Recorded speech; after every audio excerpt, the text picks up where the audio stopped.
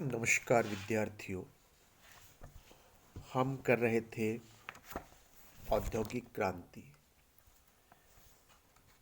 विगत व्याख्यान की चर्चा यदि हम करें तो हमने किया था कि कृषि के क्षेत्र में औद्योगिक क्रांति के दौरान अनेक नए यंत्रों का आविष्कार हुआ, जिसमें हमने बात की थी एक अंग्रेज जमींदार जेथ्रो टल। जेथ्रो टल ने बीज बोने का एक यंत्र, सीड ड्रिल जिसको हम कहें, उसका आविष्कार किया था। ऐसे ही और ऐसे अनेक यंत्रों के आविष्कारों की बात हमने की थी, जिसके माध्यम से किसान को खेती करने में सुविधा हुई, उसका समय बचा, मानव श्रम बचा और कार्य कम समय में होने लगा, अच्छा होने लगा और उत्पादन उसका बढ़ा। यदि हम बात करें अब आगे, तो परिवहन एवं संचार व्यवस्था में भी सुधार हुए। अब परिवहन के साधनों को उन्नत बनाने की तरफ विशेष ध्यान दिया गया, क्योंकि कोयला, लोहा और अन्य उत्पादित वस्तुओं को कारखानों तक पहुंचाना और तैयार माल को कारखानों से दूर बाजार तक ले जाना आवश्यक हो गया था। और इसके लिए जो पहली शर्त थी, सड़कें अच्छी हों, यातायात के साधन चाहे वो स्थल हों या जल हों, वो साधन अच्छे हों। ये इस दिशा में 18वीं शताब्दी के अंतिम वर्षों में कार्य हुआ और सड़कों का निर्माण हुआ, नहरों का निर्माण हुआ। फ्रांस इसमें लीडिंग कैपेसिटी में रहा। इंग्लैंड और अमेरिका में भी प्रमुख नदियों और झीलों को मिलाती हुई नहरें खोदी गई, परंतु सड़क निर्माण का नया तरीका निकाला स्कॉटिश मैकडम ने। उसने सड़कों में सबसे पहले निचले भाग में भारी पत्थरों की परतें, उसके बाद छोटे पत्थरों की परत और उसके बाद मिट्टी और गारे के स्थान पर तारकोल की परत जमा करके सड़क बनाने का एक आविष्कार किया। मैकडम की ये सड़कें बहुत अधिक टिकाऊ सिद्ध हुई और उपयोगी सिद्ध हुई। इससे यातायात को जबरदस्त गति मिली। सड़कों के निर्माण में टेलफोर्ड, ब्रिडले और रैनी जैसे विशेषज्ञों का भी योगदान रहा। इसके बाद हम बात करते हैं नहरों की, जिसमें इस दौरान हजारों मील लंबी नहरों का निर्माण हुआ। इस क्षेत्र में ब्रिडले का नाम बड़ा महत्वपूर्ण है, जिसने नहरों के नक्शे और नहर निर्माण में अपना अमूल्य योगदान दिया। उसी समय कई नहरें बनाई गई, जिनमें मर्सी, कोल्डर की नहरें और जो बड़ी प्रसिद्ध नहरें थी मर्सी की, और ब्रिज वाटर नहर। कुछ समय बाद इंग्लैंड के प्रमुख नगर, जिसमें लंदन है, ब्रिस्टल है, लिवरपूल और हिल आदि को बड़ी बड़ी नहरों से जोड़ दिया गया। इससे भारी वस्तुएं एक स्थान से दूसरे स्थान पर ले जाने में काफ़ी सुविधा हुई। और विद्यार्थियों, इन्हीं वर्षों में 1869 में स्वेज नहर, जो आपने काफ़ी सुना है, उस स्वेज नहर का निर्माण हुआ और इसका श्रेय है फर्डिनांड लेसेस। जो भूमध्य सागर को लाल सागर से जोड़ती है, इस स्वेज नहर का निर्माण। और इस नहर के बन जाने से आप जानते हो विद्यार्थियों, यूरोप और भारत के बीच की जो दूरी है पहले से 1/3 रहेगी, यानी कि वो 1/3 जो है वो दूरी के अंदर फर्क पड़ा। विद्यार्थियों, यदि हम बात करें जल यातायात की, तो उस पर क्योंकि अब नहरें बन गई, तो अब नहर में चलने वाले जो हैं अच्छी क्वालिटी की जो नावें थीं, जिनकी स्पीड कम थी, जो पहले जो वो अब स्पीड और सुरक्षा अब बहुत ज़रूरी हो गया था जल यातायात के अंदर। ऐसे में 1807 में एक अमेरिकी जिसका नाम रॉबर्ट फुल्टन ने सर्वप्रथम हडसन नदी में स्टीम बोट का एक सफल परीक्षण किया। इस बोट से, इस नौका से न्यूयॉर्क से एल्बानी तक की 150 मील की दूरी 5 मील प्रति घंटे की रफ्तार से पूरी की, जो कि उस समय तेज रफ्तार मानी जाती थी। उसके आविष्कार से जल यातायात के क्षेत्र में विद्यार्थियों एक क्रांति आ गई। रेल यातायात की हम बात करें तो रेल की पटरियों पर चलने वाले रेल के इंजन के आविष्कार ने यातायात के क्षेत्र में क्रांति पैदा कर दी। प्रारंभ में स्वचालित इंजन का सफल आविष्कार इंग्लैंड के जेम्स वाट ने किया। इस इंजन का सर्वप्रथम प्रयोग कोयले की खानों से पानी की निकासी के लिए किया गया, परंतु धीरे धीरे इसका प्रयोग अन्य उद्योगों में माल ढुलाई के लिए भी किया जाने लगा। बाद में सवारियों के रूप में भी किया गया। 1830 में एक अन्य अंग्रेज जॉर्ज स्टीफेंस ने अपने प्रसिद्ध भाप के इंजन रॉकेट का आविष्कार किया। इंजन का विद्यार्थियों नाम है रॉकेट। इससे स्थल परिवहन में क्रांति ला दी। इस इंजन ने माल से भरे डिब्बों की पंक्ति को 1 घंटे में 39 मील की रफ्तार से खींचकर दुनिया को आश्चर्य में डाल दिया। बहुत से लोगों ने इस पर बेहद शोर मचाने वाले और भयानक दानों जैसे दिखने वाले इंजन पर आपत्ति भी उठाई। विद्यार्थियों, आपको याद नहीं है, आज से करीब 20-25 साल पहले स्टीम इंजन चलते थे। हालांकि वो जॉर्ज स्टीफेंस से बनाया उससे काफ़ी परिष्कृत अवस्था में वो इंजन होते थे। लेकिन आज यदि आप उस इंजन को देखें, उस इंजन को चलते हुए देखें, कैसे उसमें कोयला डलता था, कैसे उसमें हर करीब 100-200 किलोमीटर के बाद पानी भरना आवश्यक था, और कैसे उसके अंदर कोयला आग में डाला जाता, आग जलती, और एक उसका जो पिस्टन जो है चलते थे, वो काला उसका रंग, और वो कोयले में काम करते करते ड्राइवर्स के हाथ और वो सारा कपड़े काले हो जाना, वो अपने आप में देखना एक बड़ा एक कौतूहल वाला एक उसको देखना होता था। तो आप यदि आज उसको देखते तो आपके मन में वही कौतूहल पैदा होता। तो उस समय जब उसको 1830 में बनाया, तो वो उस समय और भी अधिक कौतूहल वाला रहा होगा, और भी अधिक शोर करने वाला रहा होगा।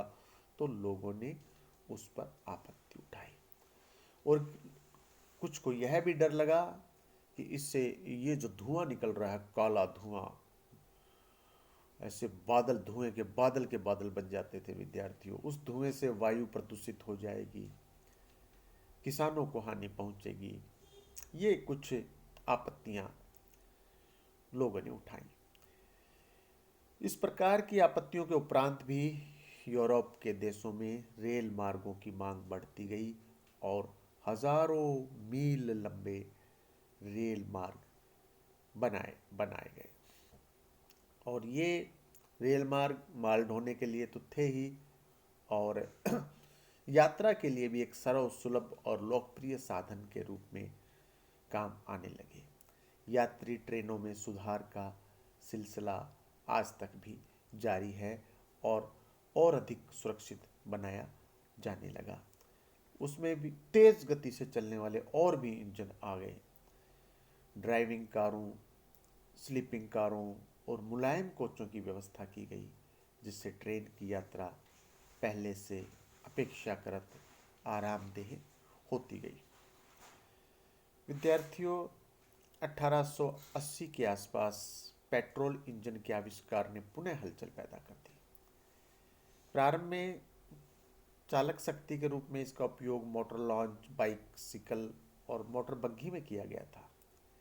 इसकी सफलता से अमेरिका में कई कंपनियां मोटर बनाने के लिए जो मोटर, और इसमें जो एक बड़ा खास नाम है अमेरिका के हेनरी फोर्ड का, इन्होंने सस्ते दामों में मोटरों को बनाकर काफ़ी लोकप्रिय बना दिया। फ्रांस, जर्मनी और इंग्लैंड में भी मोटर बनाने के कई कारखाने खुल गए। इसके बाद माल ढोने के लिए ट्रक बनने लगे और ट्रकों के प्रमाण स्वरूप रेल मार्गों से अत्यधिक दूर के स्थान भी राष्ट्रीय बाजारों से जुड़ गए। मोटरसाइकिल और स्कूटरों के निर्माण ने सामान्य लोगों की परिवहन की समस्या को काफी हद तक हल कर दिया। और विद्यार्थियों, 1839 में चार्ल्स गुडियर ने यह खोज निकाला कि रबर का किस तरह वल्कनीकरण किया जाए कि वह सख्त हो जाए। इस खोज से मोटर उद्योग की उन्नति में बहुत अधिक सहायता मिली।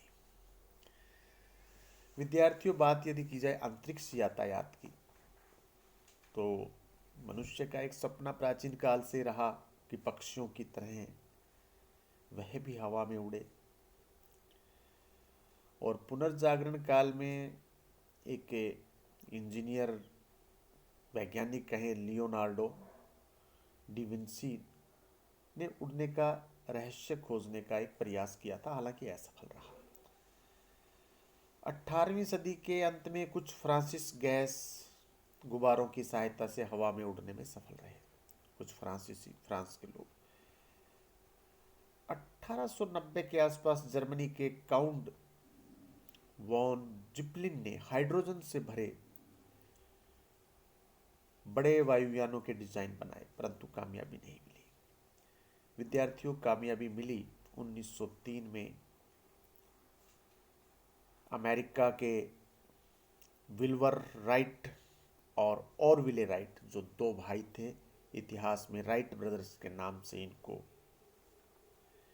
प्रसिद्धि प्राप्त है, इनको उड़ने वाली मशीन बनाने में सफलता मिली। और उसी के साथ जहां विमान निर्माण उद्योग की स्थापना हुई और 1920 के बाद यात्रा और व्यापारिक कार्यों के लिए भी विमान सेवाएं प्रारंभ हो गई।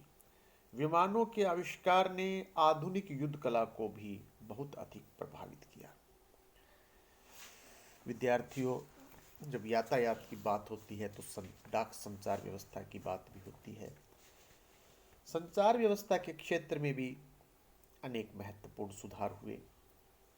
रोलैंड हिल नामक एक अंग्रेज ने आधुनिक डाक व्यवस्था की नींव डाली। 1874 में अंतर्राष्ट्रीय डाक संघ की स्थापना हुई और एक देश से दूसरे देश को पत्र, समाचार पत्र, पार्सल, मनी ऑर्डर आदि आने जाने लगे। 1844 में सैमुअल मॉर्स ने एक व्यावहारिक तार यंत्र का आविष्कार किया, जिससे संदेश को इधर से उधर भेजने में सुविधा हो गई। 1866 में साइरस फील्ड प्रथम समुद्री तार बिछाने में सफल हुआ।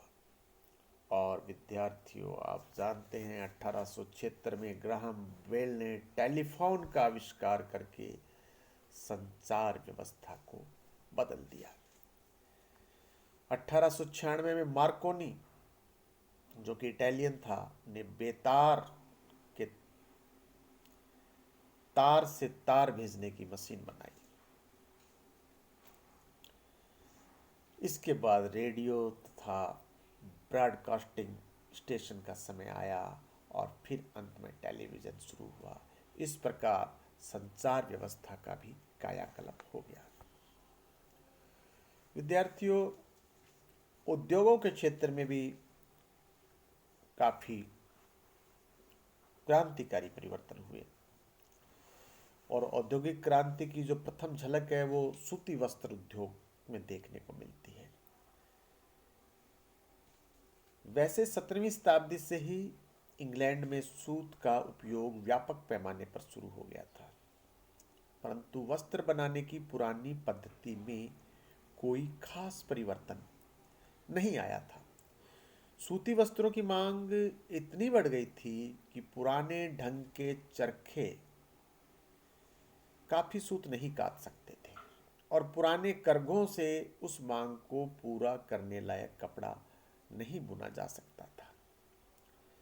इस दिशा में 1733 में एक जॉन नाम का अंग्रेज ने फ्लाइंग सेटल का आविष्कार किया। इससे कपड़ा बुनने की गति में तेजी आ गई और इसके आविष्कार से अब एक जुलाहा उतना सूत प्रयोग में लाने लगा जितना कि 10 व्यक्ति एक दिन में काम कर सकते थे। इससे सूत काटने वालों की कठिनाइयां बढ़ गई।